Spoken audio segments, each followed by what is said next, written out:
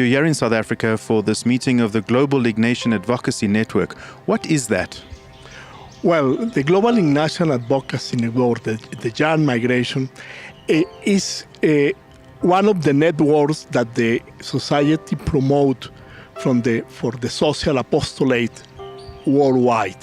One in education, another in policies for mining, and another in ecology, and a network on migration. So I'm the International Director for Advocacy and Communications. So we have a new department combining our international advocacy and communications efforts that's been going on now since May 2017. I was the country director for Australia, for JRS. Unfortunately, Australia has among the most restrictive policies on asylum seekers in the global north. And so much of the work of GRS in Australia is to do very direct advocacy with the government for policy change. We do a lot of awareness raising, but we also do a fairly massive amount of direct services to asylum seekers. In incredibly wealthy countries such as Australia, asylum seekers exercising their right in law still have to come to an agency such as ours to get something as basic as a loaf of bread or a bottle of milk. The idea is to connect the work that we are doing in the whole world, in the different conferences of the society related with migration. In Europe, in Africa, in South Asia, in Asia Pacific. JSM is the Jesuit Service for Migrants. We have 6 offices in different cities in Spain, starting from the border with Morocco. And then we have several other offices working in integration, in legal advice, working with migrants in detention, and so on. We have to think that of this process of externalizations of borders, so Spain and other European countries are paying Morocco and other African countries to prevent migration from coming into Europe. Especially the Moroccan police will act with violence against them. So that's a real issue of human rights at the borders. Spain is supposed to be protecting the rights of those migrants, but they are doing otherwise. They are pushing them back, and Morocco is deporting them back to the desert.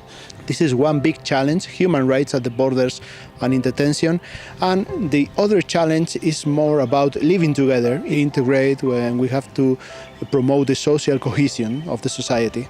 Coordination is very, very important and crucial for us at this moment, because we realize that we need to ensure more and more cohesion in programming for greater impact. So my role is to ensure that that's happening on the ground. I don't believe we can do advocacy from the top down.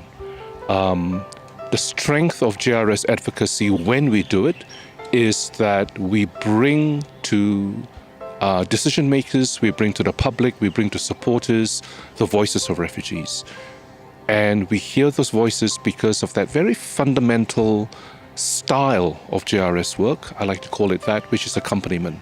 That we stay with refugees, we walk with them, we learn from refugees, and the relationship is one of mutuality.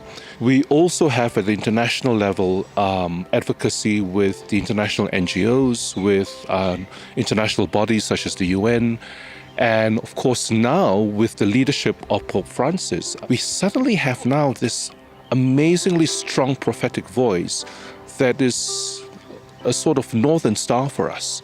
And so we find our work now in Rome one of supporting Pope Francis and of amplifying his voice to the world. Pope Francis has now encouraged us to think of refugees and migrants according to 4 verbs: to welcome, to protect, to promote, and to integrate refugees and migrants. Migration is one of those topics that for the politician is like radioactive. It's very, very dangerous. I think that they are manipulating the fears of the people. There are fears that are absolutely understandable because we are facing also an economic crisis, and it's very easy to manipulate the fears and the unrest of the people, and some politicians are doing exactly that. We have to try to convey a message about migration that is fact-based, but also to take into account the emotions of the people. It's not only about cognitive skills, it's not only about information, it's only about the leadership to provide a vision about this global challenge of migration. It's very important for us to share information.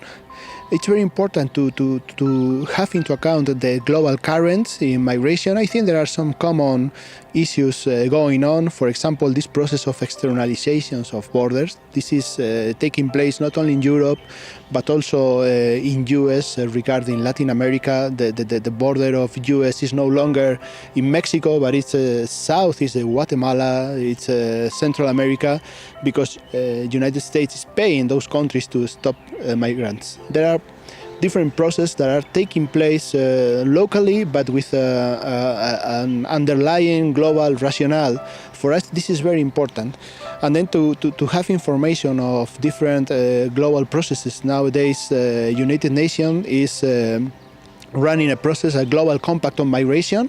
Some of us are taking part in that global compact that wants to promote the intergovernmental collaboration to have a more orderly and legal framework for migration. The real fact is that there is no safe and legal pathways to migrate. So I think it's very important to be monitoring this global compact, because it's an opportunity to fight and to ask for these legal paths for migration to be put in practice. This phenomenon of people fleeing for their lives, this is a phenomenon that is not going to stop. And that the only way that we are going to manage this in a way that is humane, in a way that brings hope, is that if we do that thing which the UN keeps saying we need to do, which is to share responsibility. It has become a transnational issue, a global issue that cannot be dealt with by one country or by one work. And so this is very meaningful for us, because we've had sharing of experiences from different parts of the world, and this has been very enlightening. So in a way, it has informed the way we are going to work. So other than having goals to change the world, to change Africa, to change the situation of migration, we're going to develop goals to change the way we work and the way we operate. And it's going to change very, very fast.